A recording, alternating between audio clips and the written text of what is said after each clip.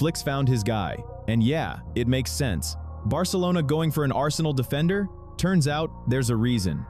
Liverpool looking at PSG for their Isak replacement? One of their forwards might be heading to Anfield. Ter Stegen's next club? It's not who you think. And yeah, Arsenal are circling Dembélé again. We're breaking all of that down today. If you're here for proper transfer talk, the kind that doesn't just chase headlines, smash that like button. You ready? Good. Let's get into it. Barcelona's interest in Piero Hincapié, the one everyone's talking about thanks to Fichajes, feels honestly like a classic case of buying on reputation.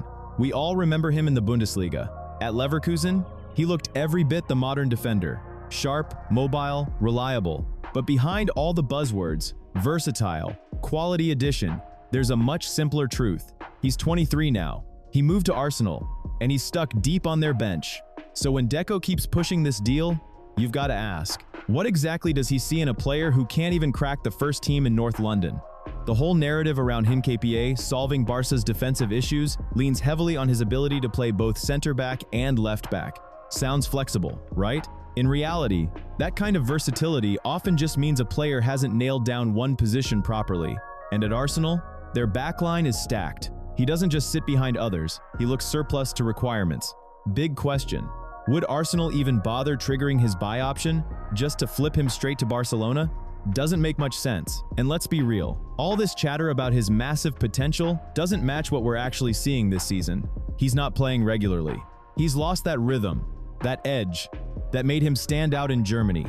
Of course, from Hincapié's side, Barcelona makes perfect sense. It's an escape route, a chance to restart after hitting a wall in his development. But for Barca, they need fixes now. Signing someone without consistent minutes? That's a gamble.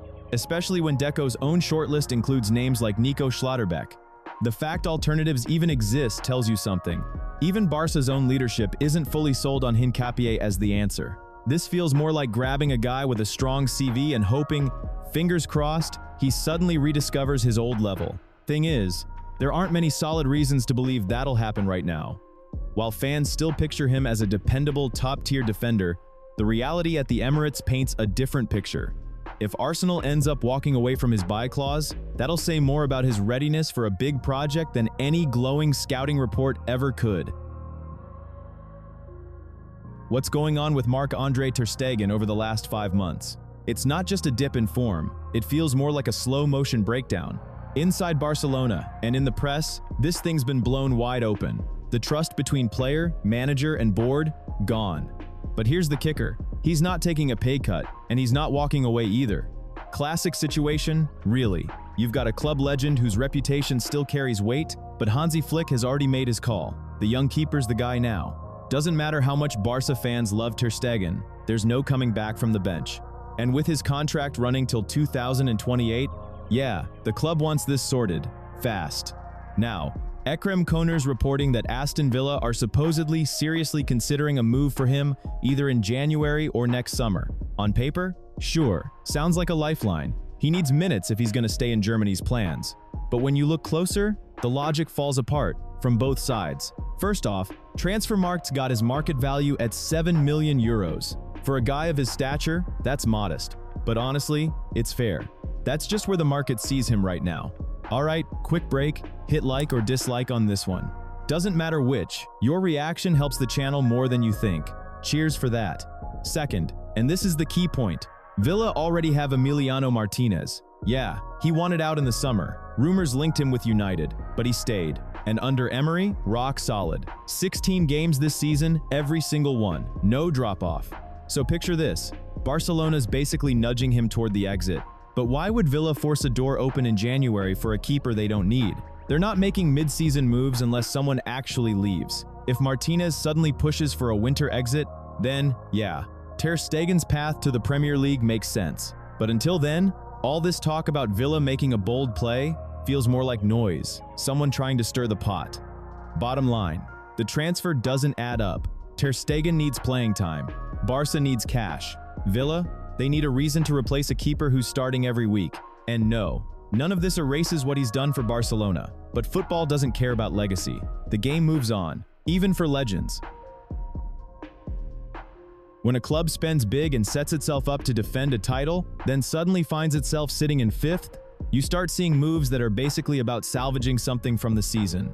Right now, Liverpool look like a team that's misjudged what they had. The new signings haven't given them the lift they expected, and Alexander Isak's injury, it's a fracture, and he's out for months, has completely knocked the shape out of their attack. Against that backdrop, the reported interest in Gonzalo Ramos, mentioned by Caught Offside, feels less like a master plan and more like trying to patch a very obvious hole. His 11 goal contributions this season might sound like steady output, but the reality looks different. At PSG, Ramos still hasn't turned into that top-level player. For them, he's more of an asset they can loan out without much stress, keep his value from dropping while he sits on the bench. For Liverpool, it's not a high-risk deal on paper. But even having these talks in January is a pretty clear admission that the summer window hasn't landed. A club that should be in a title fight is now in a position where it's looking at a striker who isn't even untouchable in League One. A loan might seem like it works for everyone, but the key point is simple. Liverpool are trying to drag themselves back into the Champions League places using a player who also needs a change of scene just to avoid fading out.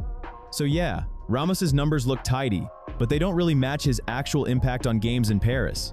And it's hard to see how one move to the Premier League suddenly fixes the deeper problems of a team that's been pretty average this year. Pushing PSG to let him go as early as next month comes across more like desperation. The expectations were there, and they just haven't been met. Beating Manchester City in the FA Cup final, then Liverpool in the Super Cup, made it look like everything at Crystal Palace is clicking, but that's a dangerous illusion. From the outside, it feels like Oliver Glasner's project is just getting started. But strip away the trophy glitter and look at what's actually happening behind the scenes, and the picture changes. Glasner's trained everyone to expect results, but his ambitions, they've clearly outgrown Selhurst Park. Fabrizio Romano confirmed what we've all been reading between the lines since last season. Glasner has no intention of signing a new deal. He'll see out his contract until June 2026. Then he's gone. Classic case. The manager feels he's squeezed everything possible from this squad. Now, he's asking for serious investment, not to push forward, but just to hold the line, to avoid slipping backwards. And the club? Trapped by their own success. On one hand, they've got the guy who delivered their first major trophy. Of course they want to keep him. He's already turned down 2 extension offers in the last 6 months. On the other, behind all the talk of new challenges is cold, hard pragmatism. Glasner's openly pushing for January signings, while knowing full well he won't be here in 6 months' time. That sets a risky precedent. The club's already drawing up a short list of potential successors for 2026-27. They know this split is coming, and now they're stuck with a brutal choice. Do you spend big on players tailored to a manager who's mentally checked out? That's a gamble. You could end up with expensive pieces that don't fit the next manager's system. Dead weight dressed as progress. Right now, Glasner's reputation is bulletproof thanks to those May triumphs.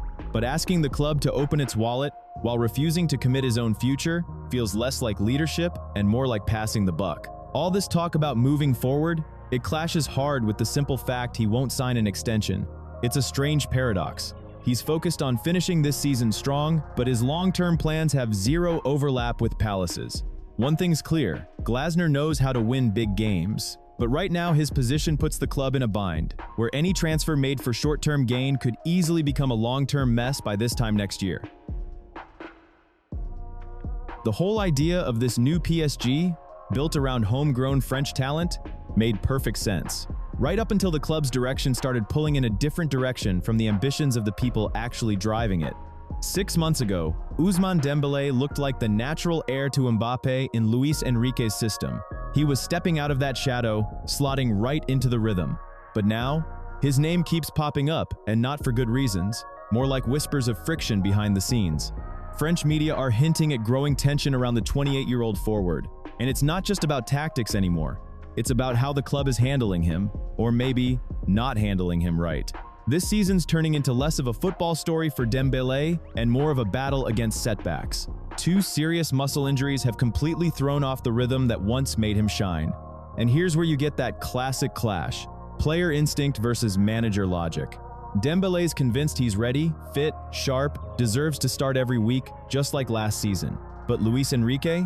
He's leaning hard on medical reports and his own caution. Doesn't matter what the player feels, if the data says wait, he waits. Funny thing, unlike Dembélé, You don't need a doctor's note to hit subscribe. Risk of injuring your index finger clicking that bell? Practically zero. I've tested it. So don't be like Luis Enrique. Trust your gut. Hit subscribe. 15 minutes off the bench against Flamengo in the Intercontinental Cup? That's not starter treatment. Not for someone who's supposed to be central to the project. So when you hear murmurs about a potential exit, yeah, that's starting to sound less like noise and more like signal. Team Talk reckons Arsenal are already paying attention, watching closely as Dembele's frustration simmers. For Mikel Arteta, obsessed with tactical flexibility, Dembele fits almost too neatly, can play left wing, can lead the line as a 9. Exactly the kind of attacking upgrade North London's been hunting. His rep as a versatile weapon? Right now, that's doing more for him than any dip in form ever could. Here's the irony. PSG hold all the cards. Contract runs till 2028. Officially, he's still the poster boy of their new philosophy. But when a player feels he's being managed by the minute, even after getting full medical clearance, those long-term deals start to feel irrelevant.